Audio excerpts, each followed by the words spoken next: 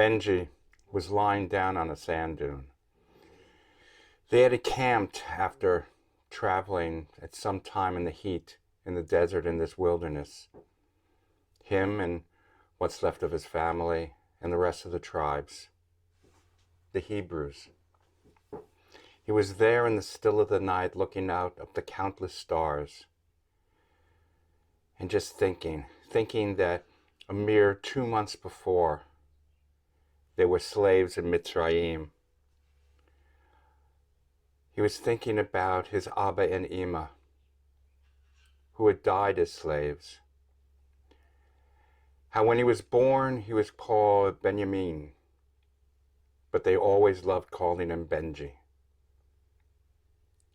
Somehow it made him feel like they were at some game.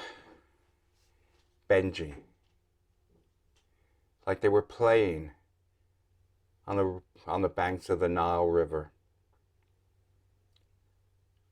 Not making stones and bricks for the Egyptians who beat them, forced them to work many, many, many hours in the hot sun for their causes, building storehouses.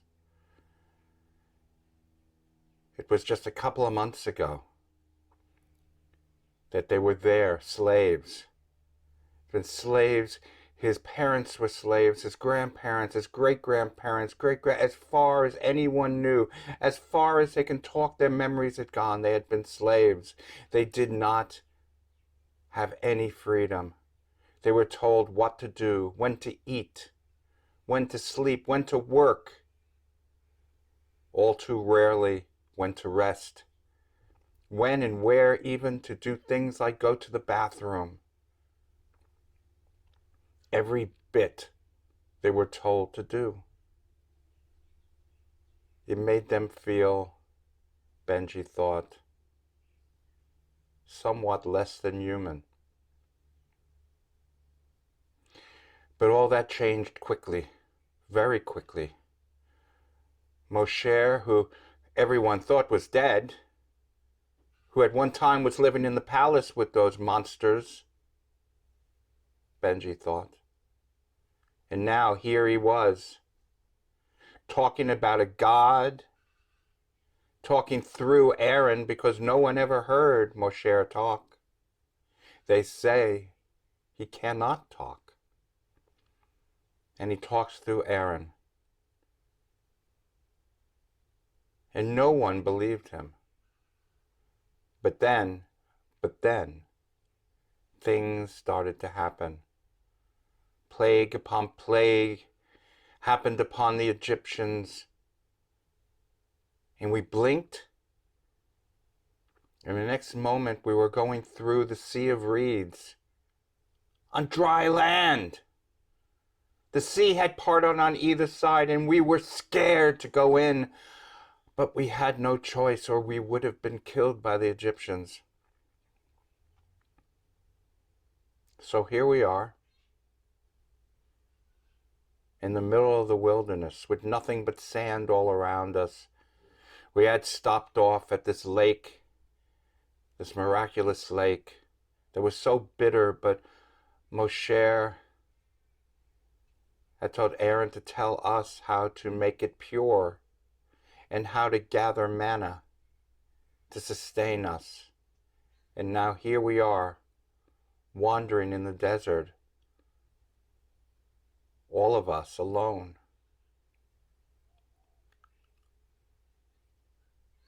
When we were slaves, we were told everything to do, when to breathe, when to blink, when to wake up, when to go to sleep. And now nothing. And we were alone. Even that companion of being told what to do all the time has gone from us. And we don't know what to do. And we are lonely and we are scared and we are lost. We follow a cloud in the daytime and a pillar of fire at night. To where? I don't know. And Moshe won't tell Aaron, and Aaron can't tell us. But we walk, and we walk, and we walk. And the rumors, oh, the rumors. Some say that we are going to walk off the end of the earth. Some say we are just going to perish of thirst or hunger here in the wilderness. Some say Ra, the god of the Egyptians, will swoop down and eat us alive. But we follow Moshe, and we follow that cloud, and we follow that pillar of fire. Why? The answer is simple. We have no choice. Again. There is no turning back. From the moment we put the blood on our doorpost to signal that we were going to be free from bondage, our destiny was sealed. The only thing is, we don't know what the end of the story will be. There is a far-fetched rumor that is circulating around.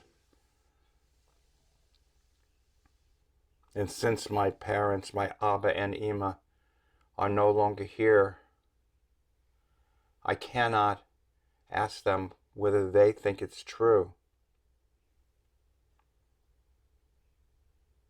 The rumor says that we are indeed searching. And we are searching for a purpose. We are searching for a way to find out what we are supposed to do and how to do it. And some say that this meeting place of where we'll find what or who we need is a mountain shrouded in clouds, a mountain no one has ever gone up and survived. But it's where we go to find out what is unknown.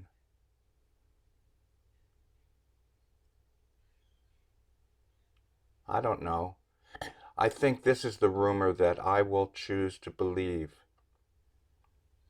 Not because it makes me feel safe, because I am still scared. And I'm scared of a mountain that no one lives once they go up it. And I'm scared of a mountain that's shrouded. And I'm scared of what we may even find on that mountain.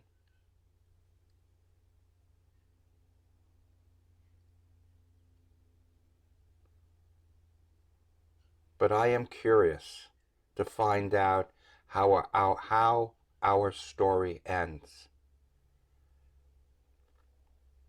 And if what it takes is walking one more day in this God-forsaken wilderness, to turn that page to find out how our story ends, I will follow Moshe and Miriam and Aaron, and I will follow that pillar of cloud and pillar of fire until we can see the end. Shalom.